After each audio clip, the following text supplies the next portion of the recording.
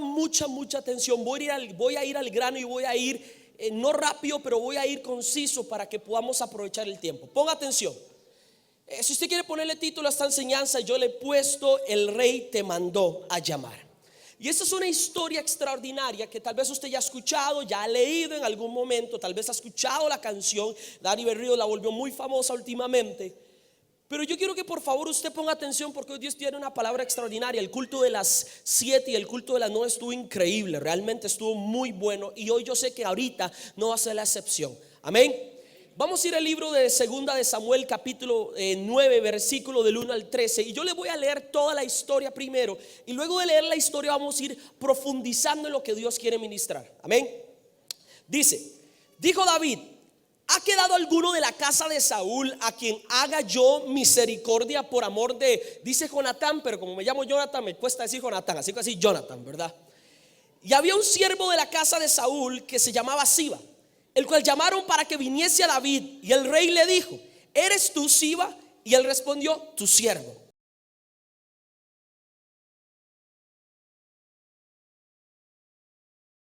El rey le dijo: ¿no ha quedado nadie de la casa de Saúl a quien haga yo misericordia de Dios? Y Siba respondió al rey: aún ha quedado un hijo de Jonathan, lisiado de los pies.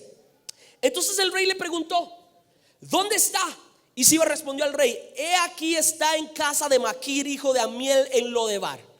Y dice, versículo 5: entonces envió el rey David y le trajo de la casa de Maquir, hijo de Amiel, de Lodebar. Y vino Mefiboset, hijo de Jonathan, hijo de Saúl, a David, y se postró sobre su rostro e hizo reverencia. Y dijo David: Mefiboset. Y él respondió: he aquí tu siervo.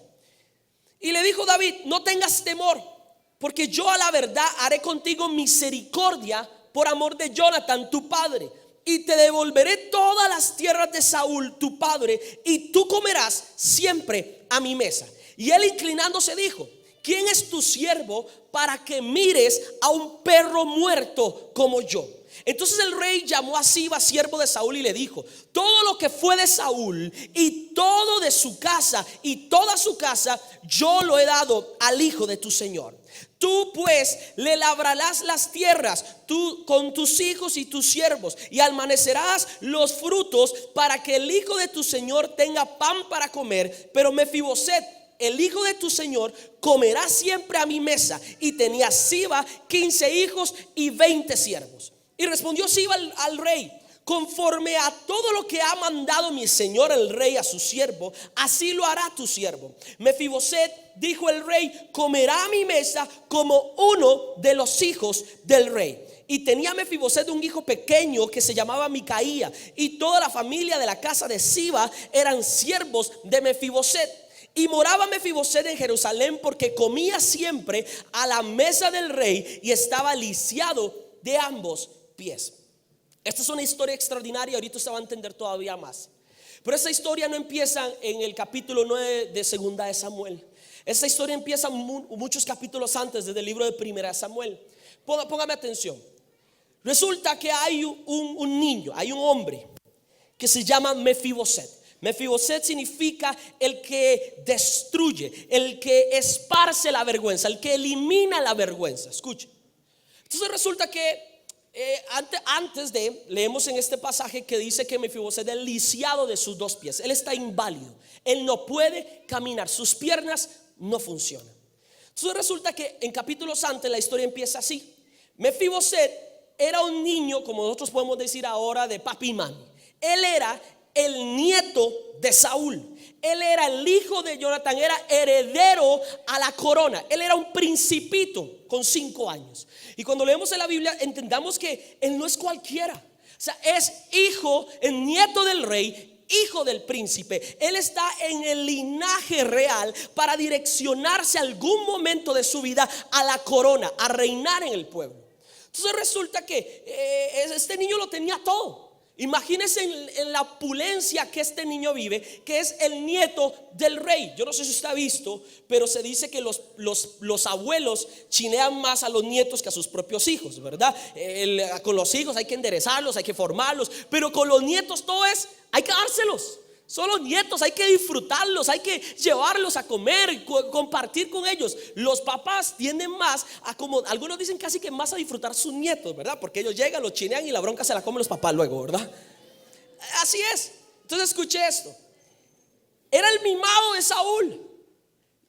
Mefiboset era un niño que no le hacía falta nada. Vivía en el palacio del rey. Tenía seguro la cuna del rey, la cuna real. Desayunaba seguro con flex real.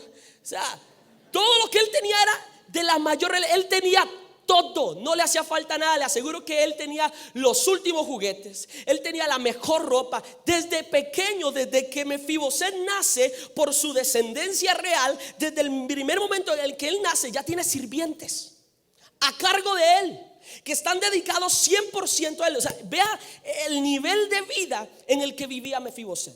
Un día, cuando tenía 5 años, se levanta Mefiboset seguro y camina sobre su enorme cuarto, su alcoba real que de seguro tenía, que era inmensa, con todo lo que él necesitaba. Le dice a los sirvientes: tráigame la ropa, tráigame el desayuno, la fruta, lo que él le daba la gana. Pero ese día cambia la historia para siempre de Mefiboset. Una historia que ningún niño tenía que pasar, ni tiene que pasar. Cuando él está ahí, escucha un estruendo en el palacio real. Y en el palacio se escuchan gritos y un despelote. El niño se asusta y le vienen a dar la peor noticia de toda su vida. Y le vienen a decir a Mefiboset: Mefiboset, tu abuelo Saúl ha muerto en batalla. Yo no sé cuántos han perdido aquí un abuelo o una abuela.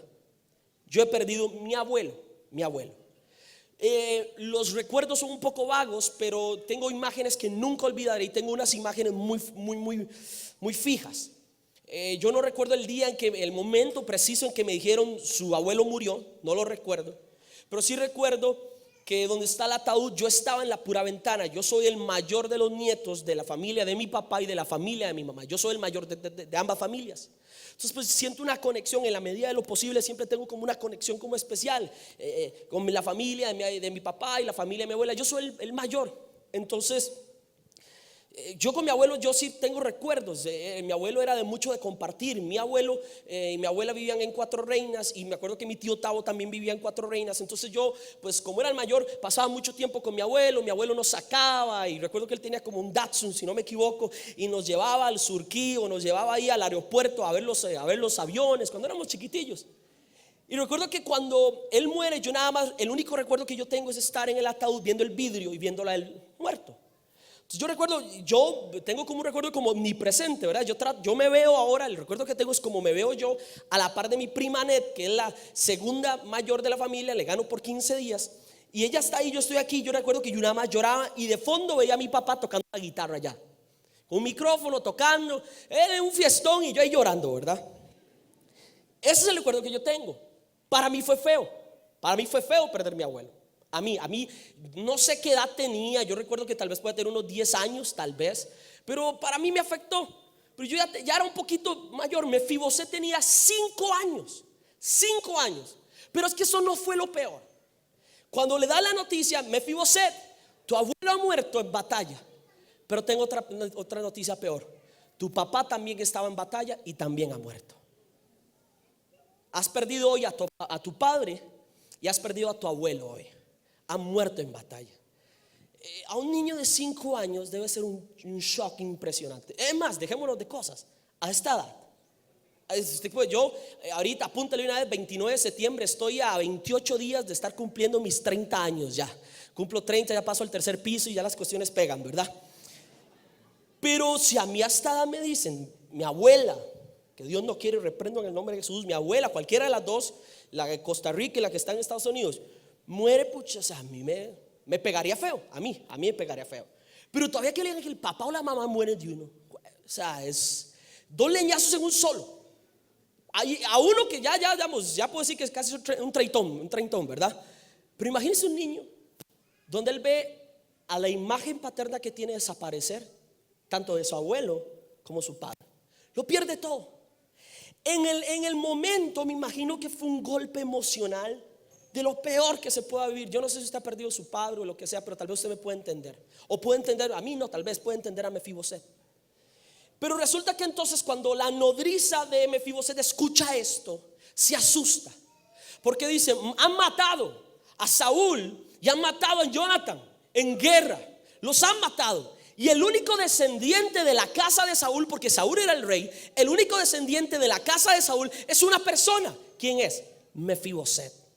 Entonces la nodriza, lo único que se le ocurre es agarrar a Mefiboset en sus brazos y huir y escapar y esconder en algún lado a Mefiboset, porque ella tiene miedo de que vengan a matar a este niño inocente de 5 años, porque él era el linaje real, era el único que podía, por sangre, por la cuestión política, por la cuestión de monarcas, por toda la cuestión de la sangre que en Mefiboset había. Él era el único heredero al trono.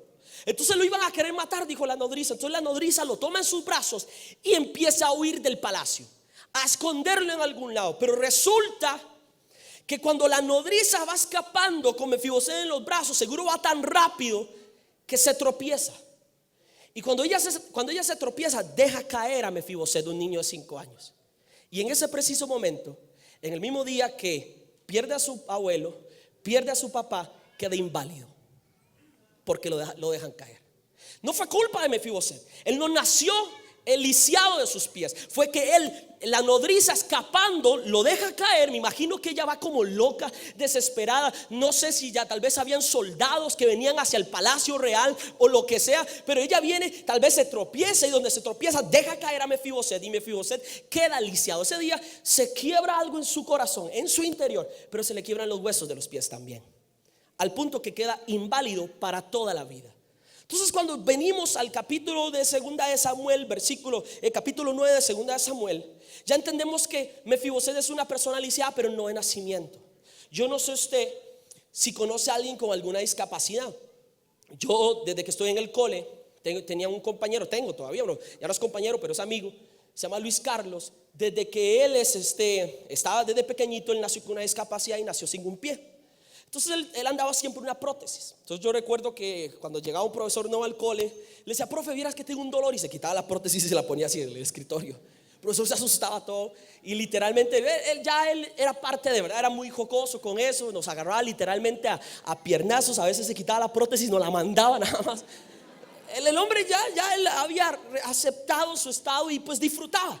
Un atleta extraordinario, natación, pero un atleta extraordinario, récord centroamericano y todo. Pero bueno, recuerdo que él a veces llegaba y nos decía: gente, mira que ayer tuve un sueño. Dice: ayer soñé que corría.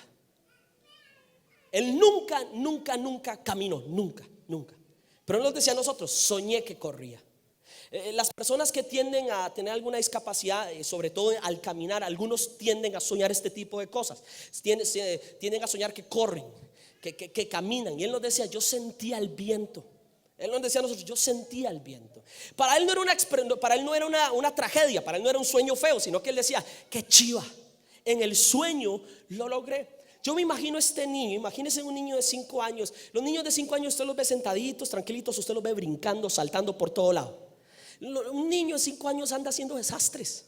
Brincan, se tiran de un sillón al otro, juegan, hacen ahora los chamacos que breakdance, que si patinan, que si andan en bici, lo que sea. Yo me imagino a este niño recordar su opulencia, el estilo de vida que tenía, recordar la libertad que tenía, y hoy verse inválido y sin familia. La nodriza lo levanta y se lo lleva a 100 kilómetros al este del palacio. Lo lleva a una ciudad llamada Lodebar. Lodebar es una palabra compuesta, lo y debar. Lo significa sin o no, y debar significa comunicación. O sea, no comunicación, sin comunicación. Lo lleva a un lugar donde no había comunicación, un lugar que era árido, donde se reconocía esta ciudad de Lodebar porque era el lugar donde no crecían los frutos, donde no crecía el pasto. Era una parte del desierto árida, y sobre todo lo más importante de esta ciudad es que era un lugar donde estaban los avergonzados y desechados por la sociedad. En ese lugar estaban todos los endeudados. Si había un endeudado, tenía que vivir en Lodebar. Si había alguien, sobre todo los enfermos, tenía que vivir en Lodebar. La persona que tenía alguna deficiencia, la persona que tenía algún problema, debía de vivir en Lodebar, porque perjudicaba a la sociedad y manchaba el nivel de la sociedad. Entonces eran casi que rechazados y escondidos, porque era como un escondite en Lodebar. Entonces la mujer, la nodriza, lo único que se le ocurre es ir a esconderlo ahí para que no la encuentren y no maten a Mefiboset. Pasan muchos años, no podemos precisar cuántos.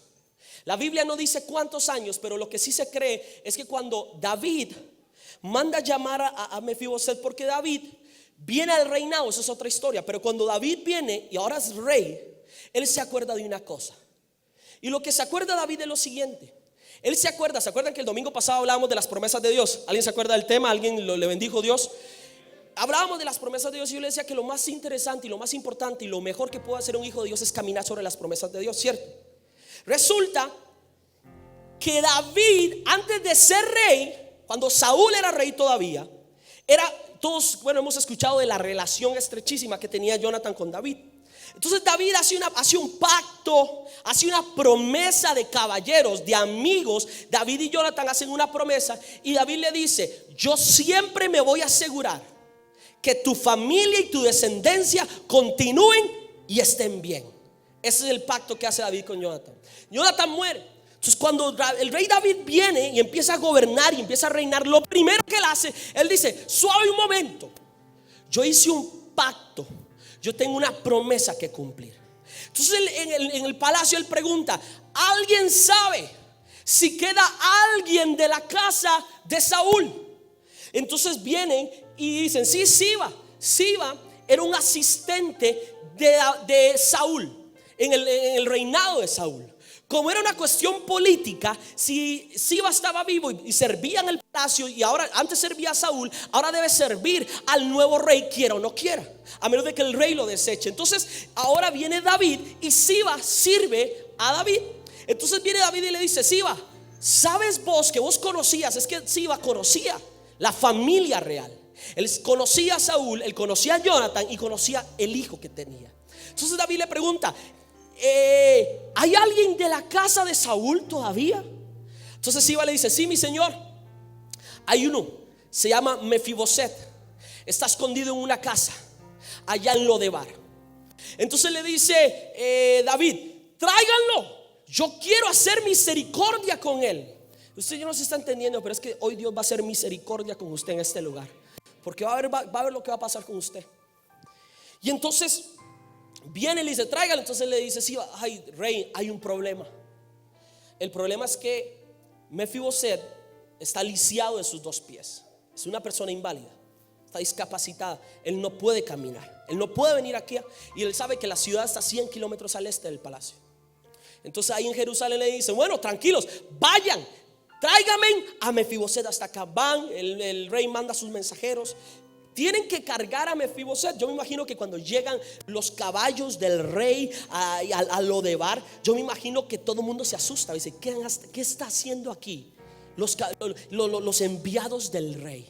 En la ciudad olvidada. Hay un teólogo, un escritor que le dice, para él eso se llamaba la ciudad de nunca jamás, donde el que caía ahí nunca más volvía a otro lugar. Moría enfermo, endeudado, empobrecido y lo que sea.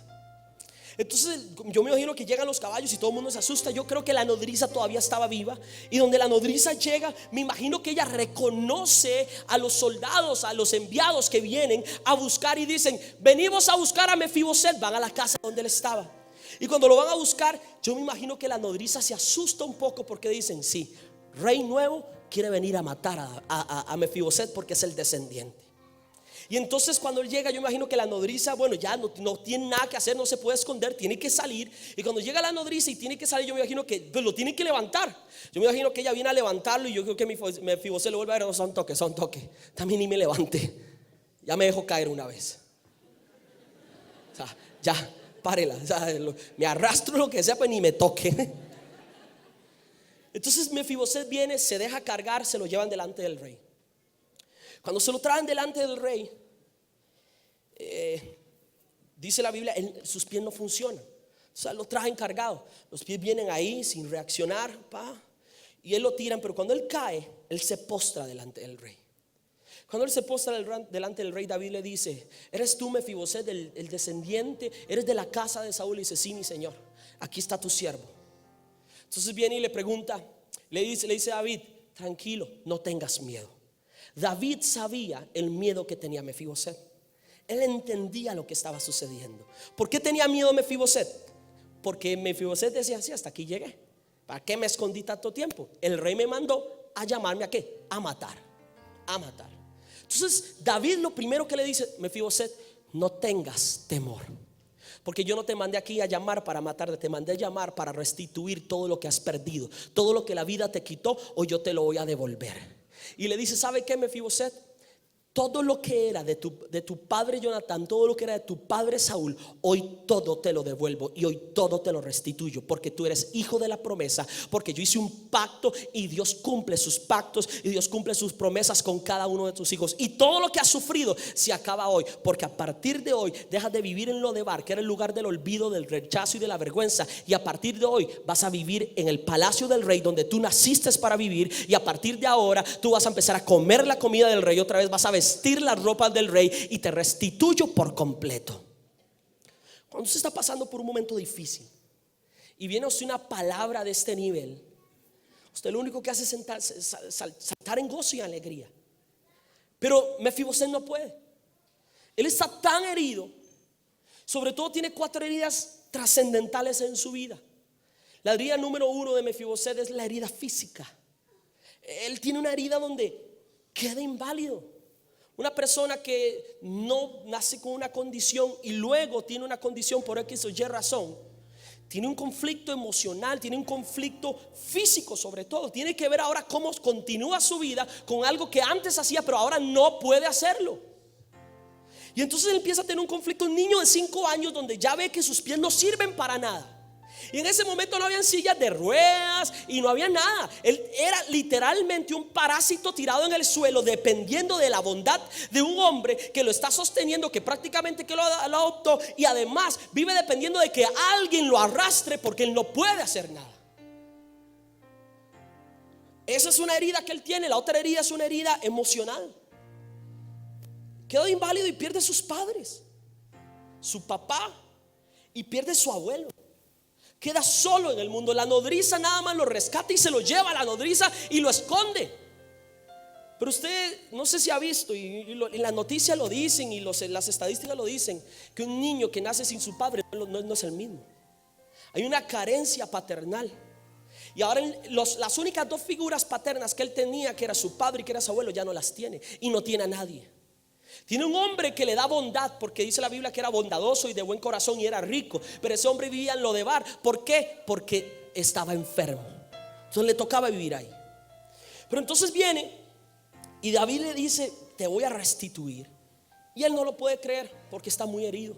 Tiene una herida integral.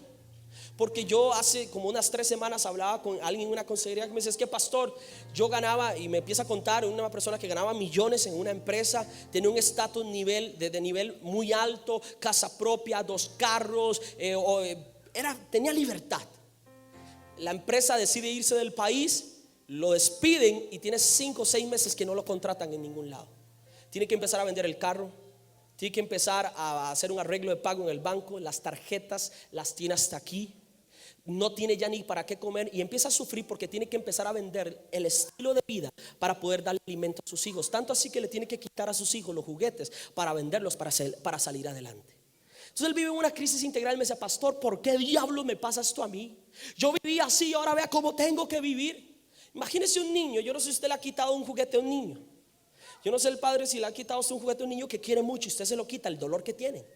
O sea, tienen un dolor y tal vez ellos no entienden mucho, pero sufren. A ellos no les gusta que usted les quite lo que usted les ha dado. A él se le quitó no solamente sus juguetes, se le quitó su estilo de vida y se le quitó su familia. Todo en el mismo día. Entonces cuando él lo llama, él no se regocija. Mefiboset no se alegra, él no se contenta. Lo que pasa es que Mefiboset vuelve y le dice: ¿por qué tú haces esto conmigo si yo soy un perro muerto? ¿Alguien se ha sentido como un perro algún día aquí? Si usted se está sintiendo hoy como un perro, usted llega en el día, en el momento perfecto. Porque Mefiboset se sentía como un perro, pero no solamente un perro muerto. ¿Qué es un perro muerto? Usted ve un perro muerto en la calle y usted se detiene. No, los carros pasan y pasan. Es un perro muerto, no sirve para nada, no hay nada que hacer. Y Mefiboset, la imagen, el concepto que él tenía de él mismo es: soy un perro y muerto. Él tiene un conflicto y una herida espiritual también, donde él dice: Dios se olvidó de mí. La promesa y el pacto que era para mí no se va a cumplir ya. Y él empieza a tener un conflicto también y una herida emocional, espiritual, física, integral. Un niño que empieza a crecer con unas inseguridades extraordinarias y empieza a sentirse que él no vale ni un 5, que él es una basura, que él es una vergüenza. Él está solo en el mundo, él no tiene nada que hacer y no hay nada que alguien haga por él. Entonces, cuando David lo llama y lo quiere restituir por la promesa que había hecho con su amigo Jonathan, él no la puede creer. Le dice: David, yo soy un perro muerto. O sea, él está diciendo: ¿para qué? Yo no valgo la pena, déjeme ya. Pero David dice: no, porque aunque vos te veas así, y es que le voy a decir algo, aunque usted se vea así hoy mismo, a Dios no le importa eso. A Dios lo que le importa es que Él hizo un pacto contigo, y Él hizo una promesa contigo, y Él no es hijo de hombre para que se arrepienta. Y aunque usted no crea que usted es capaz de recibirlo, Dios va a cumplir sus promesas, y Dios va a cumplir cada pacto que Él ha hecho con cada uno de sus hijos. Y entonces viene y lo restituye.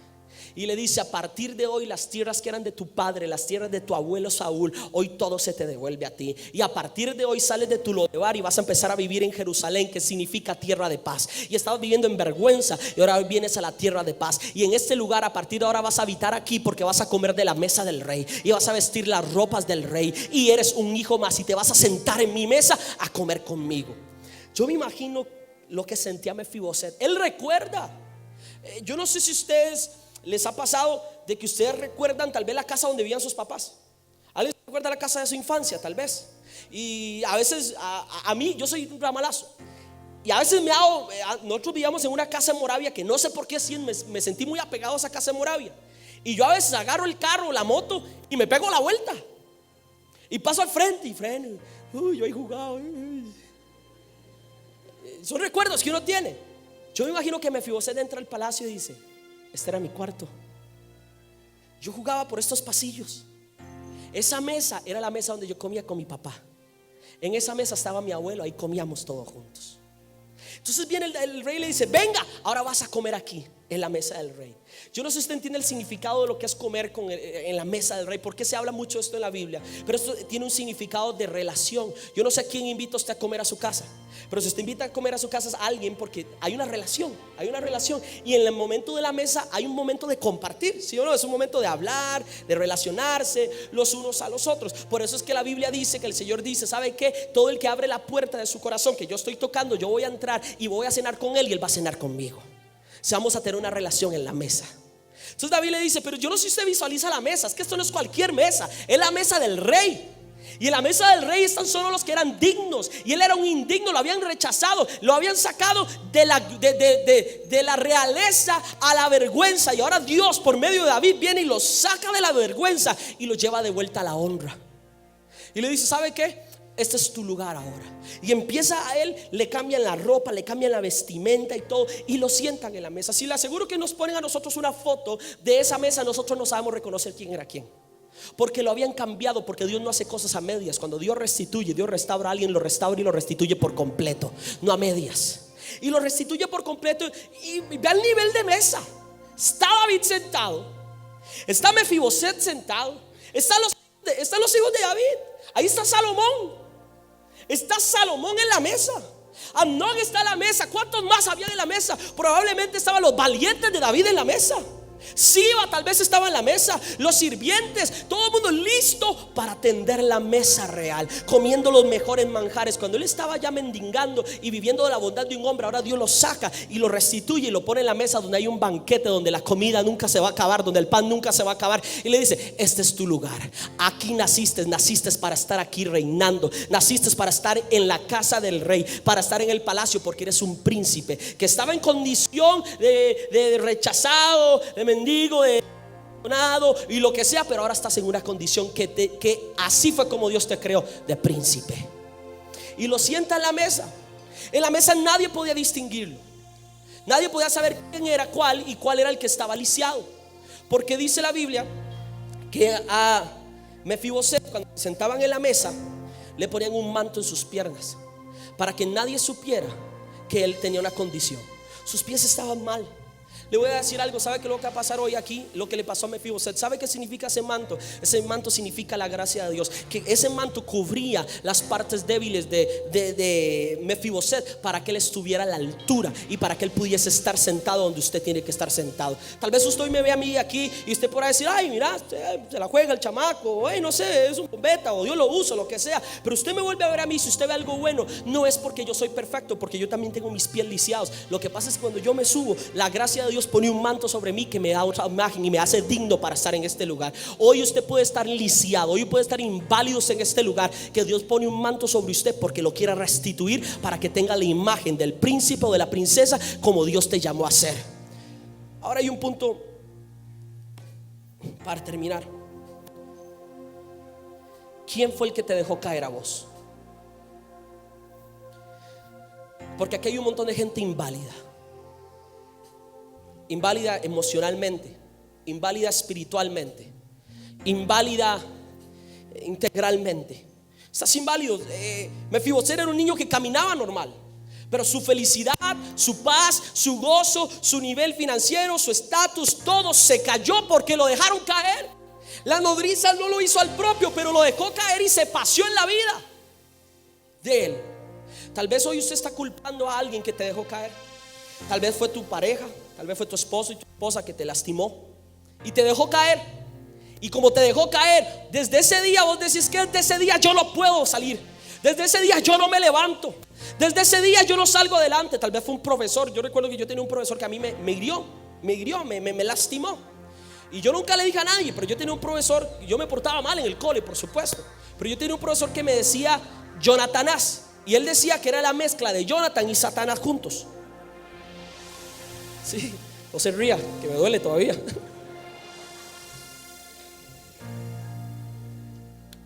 Y este profesor me decía Jonatanás, y me caía tan mal porque me dolía.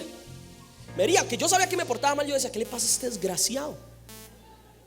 Y tal vez usted fue un profesor que lo hirió, porque hay profesores que le dicen: mire, usted es un bueno para nada. Este profesor a mí me decía: Jonathan, usted nunca va a lograr nada en la vida. Me dice: usted no tiene futuro, usted es un desperdicio. Pobrecitos sus papás que son pastores con un hijo como usted. Y así me lo decía día tras día. Yo me enojaba más porque me dolía. No me ponía a llorar, porque uno se pone a llorar en el cole y es el hazme reír de toda la vida. Pero yo no me ponía a llorar, pero por dentro yo me hería. Hay gente que tal vez fue un profesor que te dejó caer y te dejó inválido, y de ese día no te levantas. Desde ese día crees que eres bueno para nada. Hay gente aquí que tal vez un divorcio te marcó, que tal vez tu papá se fue, que tal vez tu mamá se fue, que tal vez perdiste un familiar importante. Tal vez a vos lo que te marcó fue que alguien, una relación amorosa que tuviste, y te dejó caer esa persona. Te puso el cielo y la tierra y se volvió paja. Y desde ese día no te levantaste emocionalmente. No sé, tal vez fue un jefe, tal vez fue una situación, tal vez fue un doctor, tal vez fue alguien que te dejó caer. Pero le voy a decir algo: a Dios no le importa quién fue el que te dejó caer, porque hay gente aquí que tiene años de estar viviendo en su lodebar. Pero hoy Dios te está mandando a llamar para que vuelvas a vivir en la casa del rey, para que vuelvas a comer en la mesa del rey, y para que empieces a vivir y a vestir con las cosas del rey. Porque vos eres un príncipe, pero estás escondido en un lodebar.